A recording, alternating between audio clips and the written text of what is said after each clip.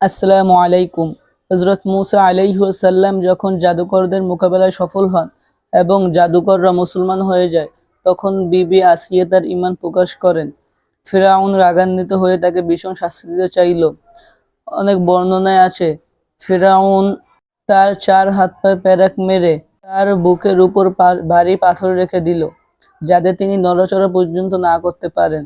কোনো কোনো বর্ণনায় আছে, ফিরআউন উপর থেকে ভারী পাথর তার মাথার উপর ফেলে দেওয়ার মনস্থির করলেন। এই অবস্থায় তিনি আল্লাহ তাআলার কাছে দোয়া করলেন, হে আমার পালনকর্তা, আপনার সন্নিকটে জান্নাতে আমার জন্য একটি গৃহ তৈরি করুন। আমাকে ফিরআউন ও তার দুষ্কর্ম থেকে উদ্ধার করুন। আমাকে জালিম সম্প্রদায় থেকে মুক্তি দিন। ফলে আল্লাহ তাআলা তার আত্মা কবজ করে নেন এবং পাথরটি নিষ্প্রাণ দেহের উপর পড়ে।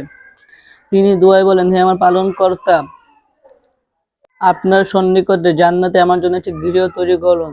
আল্লাহ তাআলা তার দোয়া কবুল করেন।